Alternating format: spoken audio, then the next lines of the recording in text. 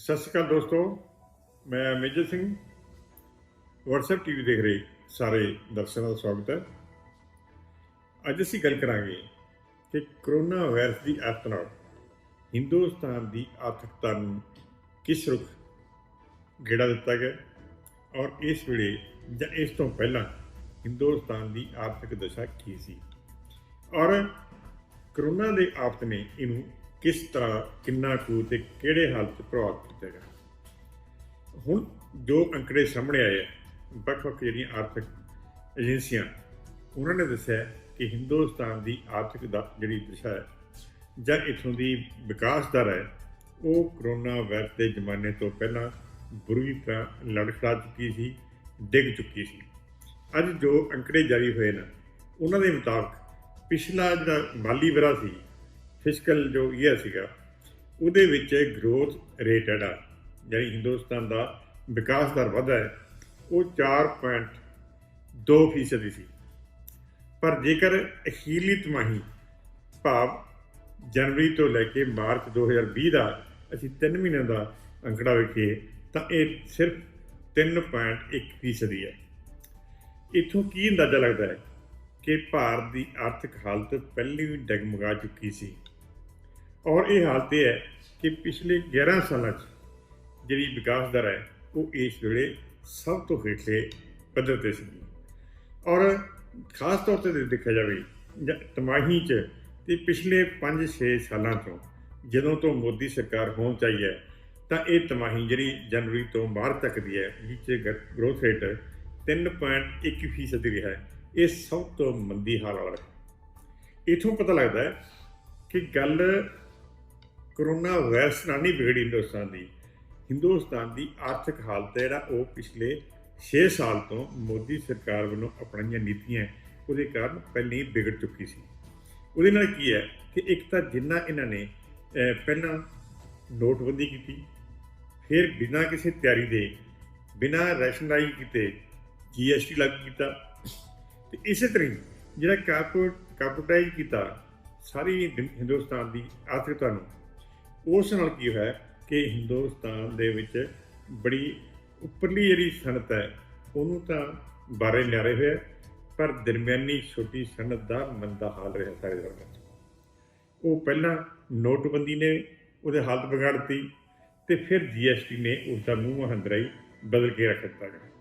ਇਹ ਹਾਲਤ ਇਹ ਹੈ ਕਿ ਇਸ ਵੇਲੇ GST ਨਾਲ ਕੇਂਦਰ ਸਰਕਾਰ ਕੋਲ ਆਮਦਨ ਦਾ ਭੰਡਾਰ ਤਾਂ ਇਕੱਠਾ ਹੋ ਗਿਆ, ਪਰ ਦਰਮਿਆਨੇ ਛੋਟੇ ਅਤੇ ਘਰੇਲੂ ਉਦਯੋਗ ਦਾ ਗਲਾ ਘੁੱਟ ਦਿੱਤਾ ਗਿਆ। ਇਹੀ ਕਾਰਨ ਹੈ ਕਿ ਪਿਛਲੇ ਸਾਲ ਦਾ ਗਰੋਥ ਰੇਟ ਜਾਂ ਕਹੀਏ ਕਿ ਪਿਛਲੇ ਸਾਲ ਭਾਰਤ ਦੀ ਜਿਹੜੀ ਆਰਥਿਕ ਹਾਲਤ ਹੈ, ਦਸ਼ਾ ਹੈ, ਉਹ ਬੇਹੱਦ ਗਿਰਾਵਟ 'ਚ ਆਈ। ਭਾਵੇਂ ਮੋਦੀ ਸਰਕਾਰ ਪਿਛਲੇ ਸਾਲਾਂ 'ਚ ਦਾਅਵੇ ਤਾਂ ਇਹ ਕਰਦੀ ਰਹੀ ਕਿ ਸਾਡਾ ਗਰੋਥ ਰੇਟ ਜਿਹੜੀ GDP ਹੈ ਉਹ ਕਦੀ 7%, ਕਦੀ 8% ਦੀ ਕਹਿੰਦੇ ਤੇ ਫਿਰ 5%, ਪਰ ਹੁਣ ਆਈ ਹੈ ਕਿ ਲਗਾਤਾਰ ਡਿੱਗਦੀ ਰਹੀ ਹੈ ਔਰ ਉਹ ਡਿੱਗ ਕੇ ਇਸ ਵੇਲੇ 4.2% ਦੀ, ਅਤੇ ਖਾਸ ਤੌਰ 'ਤੇ ਪਿਛਲਾ ਜਿਹੜਾ ਇੱਕ ਤਿਮਾਹੀ ਹੈ ਇਸ ਸਾਲ ਦੀ ਉਹਦੇ ਵਿੱਚ ਜਿਹੜਾ ਹੈਗਾ ਉਹ ਘਟ ਕੇ 3.1% ਰਹੀ। ਹੁਣ ਇਹਦੇ ਨਾਲ ਕੀ ਹੋਏਗਾ? ਇਹਦੇ ਨਾਲ ਹਿੰਦੁਸਤਾਨ ਦੇ ਵਿੱਚ ਇੱਕ ਤਾਂ ਰੁਜ਼ਗਾਰ ਦੇ ਮੌਕੇ ਬਹੁਤ ਘੱਟ ਗਏ। ਪਹਿਲਾਂ ਇੱਥੇ 6 ਤੋਂ ਲੈ ਕੇ 7% ਤੱਕ ਉਹ ਬੇਰੁਜ਼ਗਾਰੀ ਫੈਲੀ ਹਿੰਦੁਸਤਾਨ ਦੇ ਵਿੱਚ। ਉਹ ਇਸੇ ਤਰ੍ਹਾਂ ਇਹ ਸਿਰਫ ਹੈਗੇ ਆਰਗੇਨਾਈਜ਼ਡ ਸੈਕਟਰ ਦੇ ਅੰਕੜੇ, ਪਰ ਗੈਰ ਜਿਹੜੀ ਸੰਸਥਾਪਕ ਹੈ, ਅਨਆਰਗੇਨਾਈਜ਼ਡ ਹੈ, ਗੈਰ ਜਥੇਬੰਦ ਖੇਤਰ ਹੈ ਜਿਹ 'ਚ ਮਜ਼ਦੂਰ ਕੰਮ ਕਰਦੇ ਆ ਖੇਤੀ ਦੇ ਵਿੱਚ ਵੀ ਅਤੇ ਸਨਅਤਾਂ 'ਚ ਵੀ, ਉੱਥੇ ਇਹ ਰੁਜ਼ਗਾਰੀ ਦਾ ਵਾਧਾ ਹੋਰ ਵੀ ਕਿਤੇ ਵੱਧ ਸਕਦਾ ਹੈ। ਹੁਣ ਅਸੀਂ ਦੇਖਦੇ ਹਾਂ ਕਿ ਜਦੋਂ ਹੁਣ ਲਾਕਡਾਊਨ ਲੱਗ ਗਿਆ ਮਾਰਚ ਦੇ ਅਖੀਰਲੇ ਹਫ਼ਤੇ 'ਚ, ਉਸ ਨਾਲ ਹਿੰਦੁਸਤਾਨ ਦੀ ਆਰਥਿਕ ਦਸ਼ਾ ਬੁਰੀ ਤਰ੍ਹਾਂ ਪ੍ਰਭਾਵਿਤ ਹੋਈ ਹੈ। ਇਹਦੇ ਨਾਲ ਕੀ ਹੈ ਕਿ ਇਸ ਵੇਲੇ ਗਰੋਥ ਰੇਟ ਜਿਹੜਾ ਹਿੰਦੁਸਤਾਨ ਦਾ ਉਹ ਮਾਈਨਸ ਜਾਣ ਲੱਗਿਆ, ਮਤਲਬ ਮੰਨਫੀ ਹੋਣ ਲੱਗਿਆ। ਇਹਦਾ ਮਤਲਬ ਹੈ ਕਿ ਹੁਣ ਘਾਟਾ ਸਾਡਾ ਜ਼ਿਆਦਾ, ਆਮਦਨ ਘੱਟ ਹੋਊਗੀ। ਉਸ ਨਾਲ ਜਿਹੜਾ ਸਾਡਾ 6-7% ਦੀ ਬੇਰੁਜ਼ਗਾਰੀ ਦਾ ਰੇਟ ਸੀ ਉਹ ਇਸ ਵੇਲੇ 26-27% 'ਤੇ ਜਾ ਚੁੱਕਾ ਹੈ।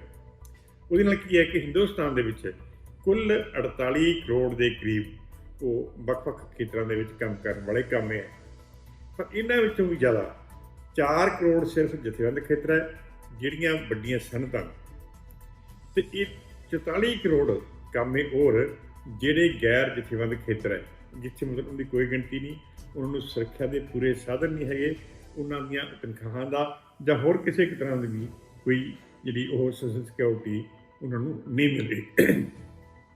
ਹੁਣ ਤੋਂ ਇਹ ਨਵਾਂ ਇਹ ਕਰੋਨਾ ਵਾਇਰਸ ਦਾ ਇਸ ਨੇ ਕੀ ਕੀਤਾ, ਇਹਨੇ ਸਾਡੇ ਬੜੀ ਵੱਡੀ ਪੱਧਰ 'ਤੇ ਸਮੱਸਿਆ ਪੈਦਾ ਕੀਤੀਆਂ। ਇੱਕ ਤਾਂ ਪ੍ਰਵਾਸੀ ਮਜ਼ਦੂਰਾਂ ਦੀ ਸਭ ਤੋਂ ਵੱਡੀ ਤਰਾਸਦੀ ਪੈਦਾ ਕਰਤੀ ਕੀ ਹੈ ਕਿ ਉਹ ਪਹਿਲਾਂ ਉੱਜੜ ਕੇ ਆਪਣੀਆਂ ਰਾਜਾਂ ਤੋਂ ਦੂਜੇ ਪ੍ਰਦੇਸ਼ਾਂ 'ਚ ਗਏ ਸੀ। ਉੱਥੇ ਜਾ ਕੇ ਉਹਨਾਂ ਨੇ ਪਿਛਲੇ 15-20 ਸਾਲ 10 ਸਾਲ 'ਚ ਆਪਣੇ ਪੈਰ ਜਮਾਉਣ ਦਾ ਯਤਨ ਕੀਤਾ, ਪਰ ਹੁਣ ਇਹ ਇੱਕ ਆਫਤ ਆਈ, ਉਹਨਾਂ ਨੇ ਮੁੜ ਦੂਜਾ ਉਜਾੜਾ ਚੱਲਣਾ ਪੈ ਰਿਹਾ 10-15 ਸਾਲ ਦੇ ਵਿੱਚ, 20 ਸਾਲ ਦੇ ਵਿੱਚ। ਇਸ ਨਾਲ ਹੁਣ ਇਸ ਵੇਲੇ ਕੀ ਹਾਲਤ ਬਣ ਗਈ ਹੈ ਕਿ ਜਿੱਥੋਂ ਉਹ ਉੱਠ ਕੇ ਗਏ ਹੈ, ਉਹਨਾਂ ਰਾਜਾਂ 'ਚ ਇੱਕ ਨਵੀਂ ਕਿਸਮ ਦੀ ਸਮੱਸਿਆ ਪੈਦਾ ਹੋ ਰਹੀ ਹੈ ਕਿ ਉੱਥੇ ਮਜ਼ਦੂਰੀ ਦੀ ਘਾਟ ਰੜਕਣ ਲੱਗੀ ਹੈ, ਮਜ਼ਦੂਰ ਨਹੀਂ ਮਿਲ ਰਹੇ। ਅਤੇ ਦੂਸਰੇ ਪਾਸੇ ਜਿੱਥੇ ਉਹ ਚਲੇ ਗਏ, ਖਾਸ ਤੌਰ 'ਤੇ ਯੂਪੀ 'ਚ, ਛੱਤੀਸਗੜ੍ਹ ਔਰ ਬਿਹਾਰ 'ਚ, ਉੱਥੇ ਓਵਰਫਲੋ ਹੋ ਗਿਆ। ਯਾਨੀ ਕਹਿਣ ਦਾ ਮਤਲਬ ਉੱਥੇ ਮਜ਼ਦੂਰ ਇੰਨੇ ਇਕੱਠੇ ਹੋ ਗਏ ਕਿ ਉਹਨਾਂ ਨੂੰ ਰੁਜ਼ਗਾਰ ਮਿਲਣ ਦਾ ਚਾਂਸ ਹੀ ਕੋਈ ਨਹੀਂ, ਜਾਂ ਕਹੀਏ ਕਿ ਉੱਥੇ ਵੱਡੀ ਪੱਧਰ 'ਤੇ ਕਰੋੜਾਂ ਦੀ ਗਿਣਤੀ 'ਚ ਲੋਕ ਮਜ਼ਦੂਰੀ ਤੋਂ ਵਾਂਝੇ ਬੈਠੇ ਆ।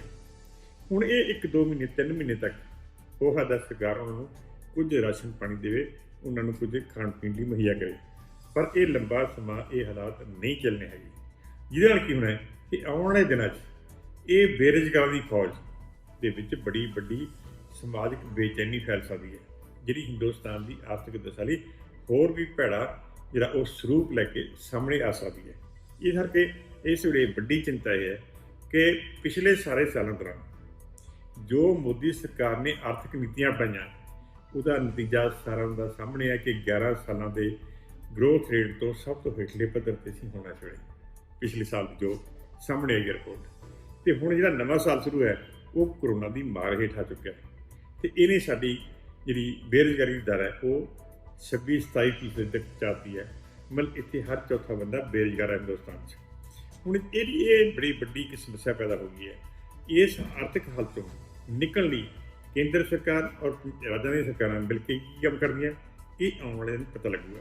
ਪਰ ਜੋ ਅਸਾਰ ਨਜ਼ਰ ਆ ਰਹੇ ਨੇ ਉਹ ਇਹ ਹੈ ਕਿ ਕੇਂਦਰ ਸਰਕਾਰ ਦਾ ਮੋਦੀ ਸਰਕਾਰ ਜਿਹੜੀ ਲਗਾਤਾਰ ਕਾਰਪੋਰੇਟ ਘਰਾਣੇ ਹੈ ਉਹਨਾਂ ਦੇ ਹੱਥ ਮਜ਼ਬੂਤ ਕਰ ਰਹੀ ਹੈ, ਉਹਨਾਂ ਨੂੰ ਸਹੂਲਤਾਂ ਦੇ ਰਹੀ ਹੈ, ਜਦੋਂ ਕਿ ਆਮ ਲੋਕ, ਛੋਟੇ ਦੁਕਾਨਦਾਰ, ਛੋਟੀ ਇੰਡਸਟਰੀ, ਛੋਟਾ ਕਾਰੋਬਾਰੀ, ਉਹਨਾਂ ਲਈ ਕਿਸੇ ਵੀ ਤਰ੍ਹਾਂ ਦੀ ਗੁੰਜਾਇਸ਼ ਨਹੀਂ ਰੱਖੀ ਜਾ ਰਹੀ। ਇਸ ਨਾਲ ਕਿਉਂਕਿ ਹਿੰਦੁਸਤਾਨ ਇੱਕ ਬਹੁਤ ਵੱਡੀ ਪਾਪੂਲੇਸ਼ਨ ਵਾਲਾ ਦੇਸ਼ ਹੈ, ਜੇਕਰ ਇੱਥੇ ਹੇਠਲੇ ਤਬਕੇ ਦੇ ਲੋਕਾਂ ਦੇ ਹਿੱਤਾਂ ਦਾ ਧਿਆਨ ਨਹੀਂ ਰੱਖਿਆ ਜਾਊਗਾ ਅਤੇ ਫਿਰ ਦੇਸ਼ ਲਈ ਵੱਡੀਆਂ ਸਮੱਸਿਆਵਾਂ ਪੈਦਾ ਹੋਣੀਆਂ ਮਾਮੂਲੀ ਗੱਲ ਹੈ, ਔਰ ਅਗਲੇ ਦਿਨਾਂ 'ਚ ਇਹ ਗੱਲਾਂ ਸਾਹਮਣੇ ਆ ਵੀ ਸਕਦੀਆਂ ਨੇ।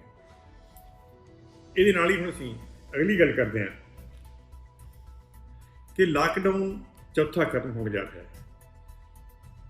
31 ਮਈ ਨੂੰ ਇਹ ਲਾਕਡਾਊਨ ਦਾ ਚੌਥੇ ਦਾ ਸਮਾਪਤ ਦਾ ਸਮਾਂ, ਅਤੇ 1 ਜੂਨ ਤੋਂ ਲਾਕਡਾਊਨ 'ਚ ਵਾਧਾ ਹੋਊਗਾ ਜਾਂ ਨਹੀਂ ਹੋਊਗਾ, ਇਹ ਸਵਾਲ ਹਰ ਇੱਕ ਦੀ ਜ਼ੁਬਾਨ 'ਤੇ ਹੈ। ਤਾਂ ਹੁਣ ਸਵਾਲ ਇਹ ਉੱਠਿਆ ਕਿ 5ਵੇਂ ਲਾਕਡਾਊਨ 'ਚ ਕੀ ਹੋਣ ਜਾ ਰਿਹਾ।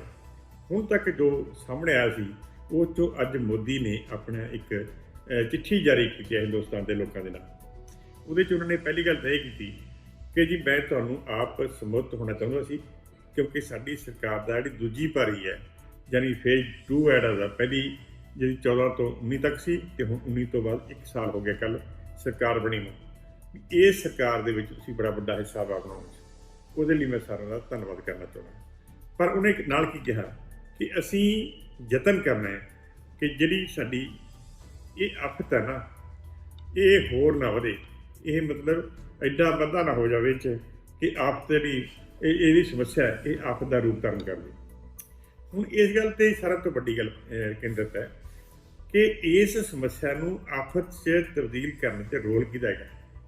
ਸਭ ਤੋਂ ਵੱਧ ਸਰਕਾਰ ਇਸ ਮਾਮਲੇ ਦੇ ਸਕੈਂਡਰ ਹੇਠ ਆਈ ਹੋਈ ਹੈ ਕਿ ਮੋਦੀ ਸਰਕਾਰ ਨੇ ਜਿਸ ਤਰ੍ਹਾਂ ਨੋਟਬੰਦੀ ਕੀਤੀ ਸੀ, ਬਿਨਾਂ ਸੋਚੇ ਸਮਝੇ, ਬਿਨਾਂ ਸਮਾਂ ਦਿੱਤਿਆਂ, ਬਿਨਾਂ ਕੋਈ ਯੋਜਨਾ ਬਣਾਏ, ਲਗਭਗ ਉਸੇ ਤਰ੍ਹਾਂ 'ਤੇ ਇਹਨਾਂ ਨੇ ਜਿਹੜੀ ਇਹ ਲਾਕਡਾਊਨ ਵੀ ਇੱਕਦਮ ਬਿਨਾਂ ਕਿਸੇ ਯੋਜਨਾ ਬੰਦੇ, ਨਾ ਰਾਜਾਂ ਨਾਲ ਕੋਈ ਵਿਚਾਰ ਵਟਾਂਦਰਾ ਕੀਤਾ, ਇਹ ਲਾਕਡਾਊਨ ਸ਼ੁਰੂ ਕਰਤਾ। ਉਸ ਨਾਲ ਕੀ ਹੋਇਆ, ਹਿੰਦੁਸਤਾਨ ਦੀ ਆਰਥਿਕਤਾ ਦਾ ਲੱਕ ਤੋੜ ਕੇ ਰੱਖ ਦਿੱਤਾ ਗਿਆ। ਉਸ ਨੇ ਮਜ਼ਦੂਰ ਜਮਾਤ ਨੂੰ ਇੱਕ ਕਿਸਮ ਨਾਲ ਇੱਕਦਮ ਘਰਾਂ 'ਚ ਬੰਦ ਕਰਕੇ ਸਾਰਾ ਸਿਸਟਮ ਤਹਿਸ-ਨਹਿਸ ਕਰਤਾ। ਉਹਦਾ ਨਤੀਜਾ ਅੱਜ ਇਹ ਹੈ ਕਿ ਕਰੋੜਾਂ ਲੋਕ ਸੜਕਾਂ 'ਤੇ ਘੁੰਮ ਰਹੇ ਹੈ ਵਿਹਲੇ ਹੋ ਕੇ। ਕਰੋੜਾਂ ਲੋਕ ਆਪਣੇ ਘਰਾਂ ਨੂੰ ਪਰਤਣ ਲਈ ਗੱਡੀਆਂ ਦੀ ਉਡੀਕ ਕਰ ਰਹੇ ਹੈ। ਭੁੱਖੇ ਤਿਹਾਏ ਸੜਕਾਂ 'ਤੇ ਪੈਦਲ ਚੱਲਣ ਲਈ ਮਜਬੂਰ ਹੈ ਔਰ ਹਜ਼ਾਰਾਂ ਦੀ ਗਿਣਤੀ 'ਚ ਲੋਕ ਮੌਤ ਦੇ ਮੂੰਹ ਜਾਣ ਲਈ ਮਜਬੂਰ ਹੋਏ ਪਏ। ਹੁਣ ਇਹ ਜਿਹੜੀ ਸਮੱਸਿਆ ਨੂੰ ਆਫਤ 'ਚ ਬਦਲਣ ਦਾ ਸਾਰਾ ਜਿਹੜਾ ਉਹ ਦੋਸ਼ ਲੱਗਦਾ ਹੈ ਮੋਦੀ ਸਰਕਾਰ 'ਤੇ, ਕਿਉਂਕਿ ਜੇ ਮੋਦੀ ਸਰਕਾਰ ਨੇ ਇਹ ਫੈਸਲੇ ਨਾ ਲਏ ਹੁੰਦੇ ਤਾਂ ਮੇਰੇ ਖਿਆਲ 'ਚ ਇਹ ਸਮੱਸਿਆ ਪੰਜਾਬ ਦੇ ਵਿੱਚ ਜਾਂ ਹਿੰਦੁਸਤਾਨ ਦੇ ਵਿੱਚ ਜਿਵੇਂ ਇੱਕ ਆਫਤ ਬਣ ਗਈ ਹੈਗੀ, ਸ਼ਾਇਦ ਇਹ ਨਾ ਹੁੰਦੀ।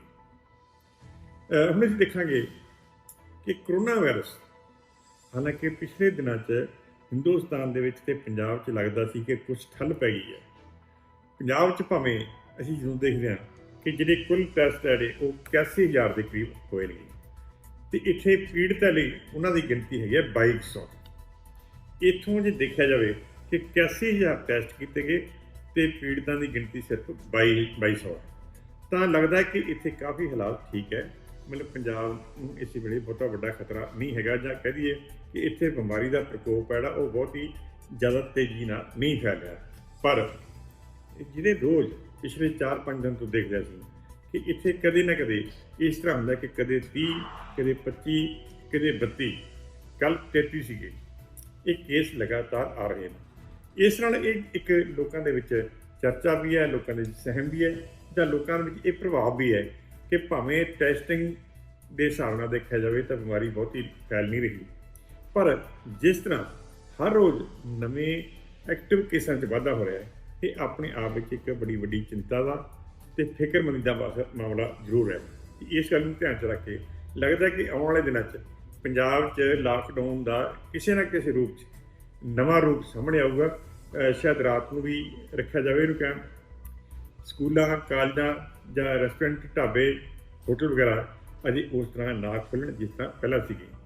ਹਾਂ, ਜਿਹੜੀਆਂ ਧਾਰਮਿਕ ਥਾਵਾਂ 'ਤੇ ਜਾਣ ਦਾ ਲੋਕਾਂ ਨੂੰ ਆਪਣੀ ਆਸਥਾ ਪ੍ਰਗਟ ਕਰਦਾ, ਸ਼ਾਇਦ ਇਹ ਅਧਿਕਾਰ ਖੋਲ੍ਹ ਦਿੱਤਾ ਜਾਵੇ। ਇਸ ਤਰ੍ਹਾਂ ਲੱਗਦਾ ਕਿ ਇਹਨੂੰ 5ਵਾਂ ਲਾਕਡਾਊਨ 'ਚ ਜਿਹੜਾ ਹੈਗਾ ਉਹ ਕਾਫੀ ਲੋਕਾਂ ਨੂੰ ਸਹੂਲਤਾਂ ਮਿਲਣਗੀਆਂ, ਅਤੇ ਇਹਨਾਂ ਨੂੰ ਲਾਗੂ ਕਰਨ ਲਈ ਹੁਣ ਲੱਗਦਾ ਕਿ ਕੇਂਦਰ ਸਰਕਾਰ ਆਪਣੇ ਹੱਥ ਨਹੀਂ ਲਊਗੀ, ਸਗੋਂ ਇਹਦੇ ਲਈ ਪ੍ਰੋਸੀਜਰ ਹੈ ਜਿਹੜੇ ਉਹ ਅਡਾਪਟ ਕਰਨ ਲਈ ਰਾਜ ਸਰਕਾਰਾਂ ਨੂੰ ਬਥੇਰੇ ਅਧਿਕਾਰ ਦਿੱਤੇ ਜਾਣ। ਇਸ ਤਰ੍ਹਾਂ ਦਾ ਮਾਹੌਲ ਇਸ ਵੇਲੇ ਬਣਿਆ ਹੈ, ਅਤੇ ਇਸੇ ਤੋਂ ਅਗਲੇ ਦਿਨਾਂ 'ਚ ਪਤਾ ਲੱਗੂਗਾ ਕਿ ਹਿੰਦੁਸਤਾਨ ਦੇ ਵਿੱਚ ਜਾਂ ਪੰਜਾਬ 'ਚ ਲਾਕਡਾਊਨ 5ਵੇਂ 'ਚ ਕਿਹੋ ਜਿਹੇ ਨਵੇਂ ਰੂਪ ਜਾਂ ਕਿਹੋ ਜਿਹੇ ਨਵੇਂ ਨਿਯਮ ਬਣਾਏ ਜਾਵੇ। ਧੰਨਵਾਦ।